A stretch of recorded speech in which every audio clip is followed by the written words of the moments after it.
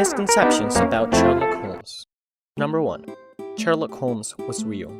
Perhaps the least surprising misconception on the list is that Sherlock Holmes was a creation by the talented Scottish writer, Sir Arthur Conan Doyle. The fictional character debuted in the novel A Study in Scarlet in 1887. He was featured in a total of 4 novels and 56 short stories. Besides Dracula, Sherlock Holmes is the most portrayed character, being featured in video games, comic books, TV series, film, and even board games. Number 2. Sherlock Holmes was an atheist. Lots of well-known scientists believe in God. Sir Isaac Newton, Michael Faraday, Galileo Galilei, René Descartes, and the fictional sleuth, who we can consider a kind of scientist, was also on this side of the list. People often believe that because of his scientific approaches and extremely skeptic posture, Sherlock Holmes would be an atheist. However, in the stories of Conan Doyle, Sherlock was a devoted believer. The best proof can be found in a speech made in the Naval Treaty.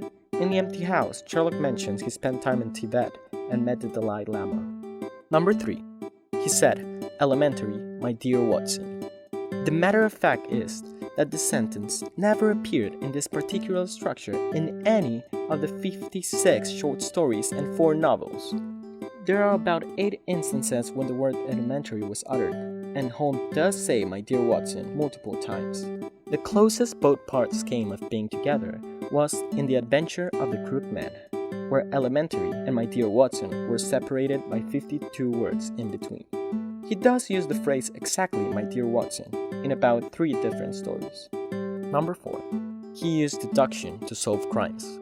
The common misconception is popular by the fact that Conan Doyle himself misused the word deduction in his famous works.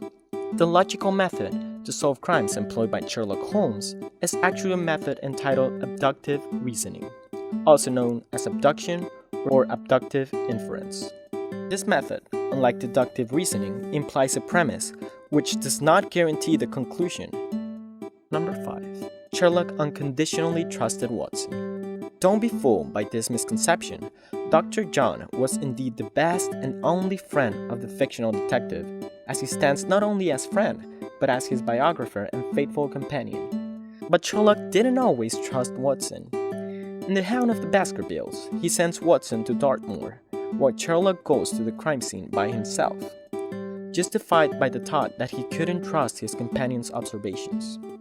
In The Dying Detective, Sherlock makes Watson believe that he is deadly ill, as he doesn't think that his friend can keep a secret.